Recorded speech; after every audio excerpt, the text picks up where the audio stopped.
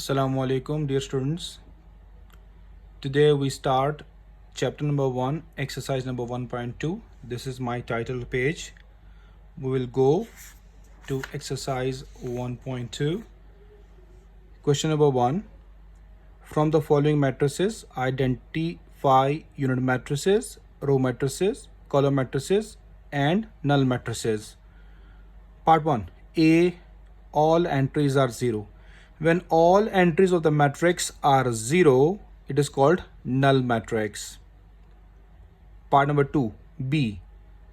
2, 3, 4. The matrix is only one row, but 3 vertical lines, 3 columns. We count that only one row, it is called row matrix. A matrix which have only one row is called row matrix. Columns may be infinity times columns, but we can't take infinity time columns. Only we consider here rows. So only one row matrix. Here only in C, part number 3, C matrix 406, one column matrix. Part number 4D 1001.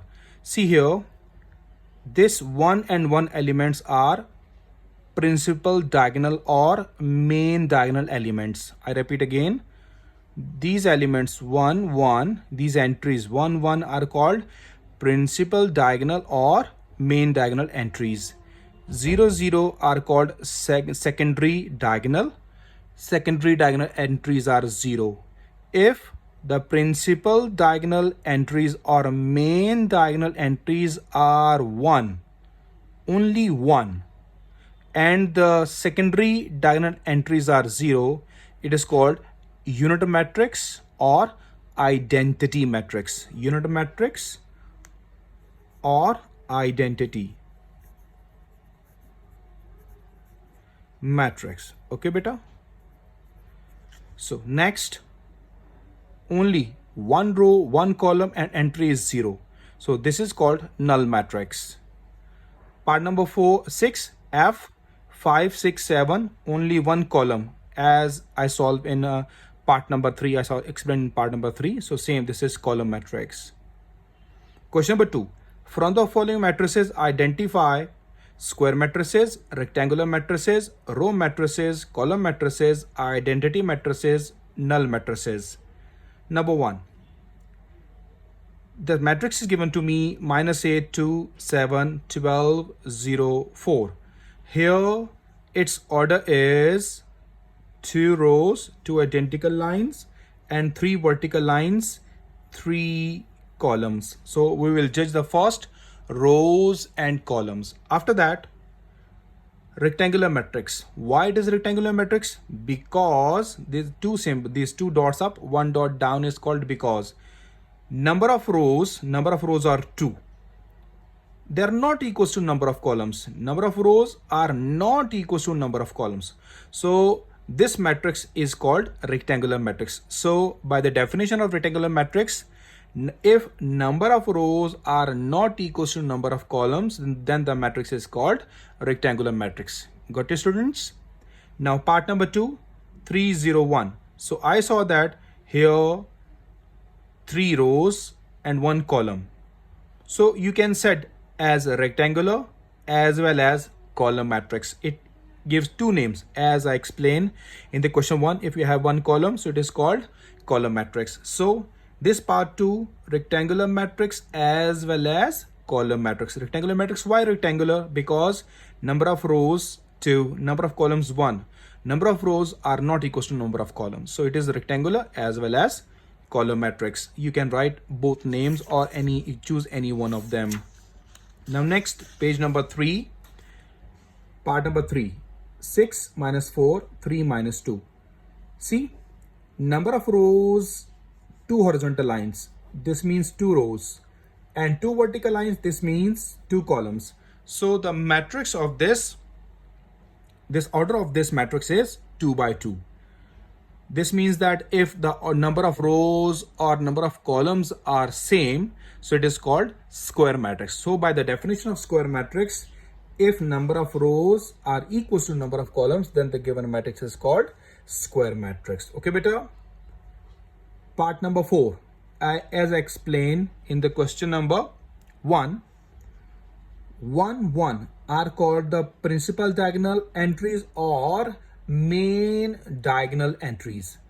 These 0 are called secondary diagonal entries. So if principal diagonal or main diagonal entries are same and only one, so these are all called unit matrix as well as square matrix, because the order is 2 by 2. The order is 2 by 2, so you can set it unit matrix as well as square matrix. So next, part number 5, 1 2 3 4 5 6. How many rows are there? 3 horizontal lines, 1 2 3. So 3 horizontal lines, and multiply how many vertical lines? 2 vertical lines. So 3 by 2 order. Here number of rows are not equal to number of columns, so this means that it's your rectangular matrix. Part number 6, 3 10 minus 1, only one row. So row matrix as well as a rectangular. Why? Because one row 3 columns. Okay dear. Part number 7, 1 0 0, yani only one column is here. So column matrix as well as rectangular. Why rectangular? Because number of rows are 3, number of columns 1. So number of rows not equals to number of columns. Okay dear. Next, part number 8, 3 rows 3 columns. So here 3 by 3 order. Number of rows are equals to number of columns, so this matrix is called square matrix. Part number 9, all entries of the matrix is 0, so this is called null matrix or zero matrix as well as rectangular matrix. But we cannot set rectangular because all entries are 0, so this is called a zero matrix or null matrix. Question number 3, from the following matrices identify diagonal, scalar and unit. Unit means identity matrix. A part, 4 0 0 4. See, the principal diagonal entries or main diagonal entries are same, but it's not 1. If it is 1, like I explained in the previous question number 2, part number 4, if these are 1, so it is called unit or identity matrix. But here it's not 1, it's 4, but same, and the secondary diagonal entries must be 0. If there is no 0, so this means that it's not your scalar matrix. So this matrix name is scalar matrix.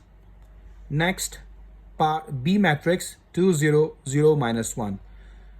Principal diagonal entries are different, not same. Okay beta, and secondary diagonal entries are 0, so it is your only diagonal matrix.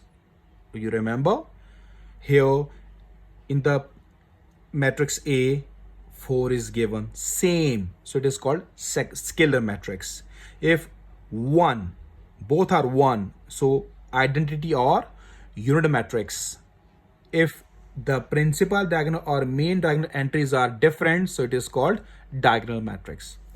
Matrix C, see here, 1 0 0 0. I think you understand this name. Principal diagonal entries 1 1 are exact same, and 1, okay, and 1 only. So this is called your unit matrix or identity matrix, and the secondary diagonal entries are 0. Next, D, 3 0 0 0. Let me see the principal diagonal or main diagonal entries. So principal diagonal entries, or you can set it main diagonal entries, are different, 3 and 0, and secondary diagonal entries are 0 0. So this is called only diagonal matrix. Next, E matrix, 5 minus 3 means 2, 1 plus 1 means 2. So 2 2 are same. Principal diagonal or main diagonal entries are same, and the secondary diagonal entries are 0. So this is called scalar matrix. Now, question number 4, find the negative of matrices A, B, C, D and E when part 1. Part 1 is what given? A is equals to 1 0 minus 1. This is my matrix given to me. So negative of metric means we apply the negative on both sides of this part. So when I write the negative on the left side, it will be minus a. When I write the negative on the right side, so negative multiply with all entries inside the matrix. This is plus 1, change into minus 1. 0, we cannot write minus 0. 0 is always 0. Minus 1, change into plus 1 because of multiplying by minus. Understand, dear students? Now next part I'm going to explain, then I give you all the homework for you. B, matrices 3, minus 1, 2, 1. So this is B matrix given to me. If I want the negative of matrix, I multiply negative on both sides. So when I multiply negative on left side, it is minus B. When I multiply negative on right side, all entries inside this matrix signs are changed. Plus becomes minus and minus becomes plus. So 3 is positive, becomes negative. Minus 1 becomes plus 1. 2 becomes minus 2. 1 becomes minus 1. So this is called your negative matrix. Understand, dear students? Remaining parts is your homework because no need to explain more because they're easy. You just change the sign on the left side as well as on the right side. So we will go with the next page, page number 4. Question number 5. Find the transpose of each of the following matrices. As I told you before in the lecture, transpose of a matrix, the definition of transpose is interchanging the number of rows into number of columns. What I said? Interchanging the number of rows into number of columns, or number of columns into number of rows is called transpose of a matrix. So now the part 1 is given to me A, 0, 1, minus 2. I take the transpose on both sides. When I do the transpose, write small t on A. Here one column is given, so I made it in one row. As I explain the definition again, interchanging the number of rows into number of columns and number of columns into number of rows are called transpose. So this is very easy. If the column is given, change into row, it becomes transpose. Next part B, 5, 1, minus 6. This one row is given. When I take the transpose, write the small t on B. When you take the transpose on it, it's one row becomes change into one column. Understand, beta? See, I explain you little more. Here, the order of matrix A is 3 rows, 1 column. Understand, dear students? I write here 3 rows, 1 columns. When you take the transpose, order is reversed. Order is also changed. See, when the order is changed, it becomes 1 by 3. Got it, dear? Let me see the order of transpose. See, how many rows are there? 1 row. See, 1. How many columns are there right now? 1, 2, 3 vertical lines, 3 columns. Done? You all understand that? If we take the transpose of the matrix, order is also reversed. Now here in the B matrix, order is 1 by 3 here. Now when I take the transpose, it becomes change into 3 by 1. So let me check. 3 by 1, 3 rows and 1 column. Now we go with the part number 3. Then I give you the remaining part as a homework. Part 3, how many rows are there? 1, 2, 3 rows. So we check this. The order of this C is 3 rows and 2 vertical lines, 2 columns. So let me check the transpose of this. C, write small t on the top. First row change into first column. This is your interchanging the row, number of rows into number of columns. Second row interchange into second column. Third row interchange into third column. So let me reverse this order. What is the order reversing of this order? 2 by 3. Okay, when I reverse the order of the given question, so it becomes 2 by 3. Now let me check the transpose order. I take the transpose already, I saw. See how many rows are there now? 1, 2. 2 rows are there. How many columns are there right now? 1, 2, 3. So 3 columns. You all understand, students? when you take the transpose of any matrix, so the given matrix order is reversed in transpose. Understand, dear students? So these are all remaining parts you solve by yourself. You all have the books with you. Now, question number 6, I already explained in the previous video, but right now here I explained again.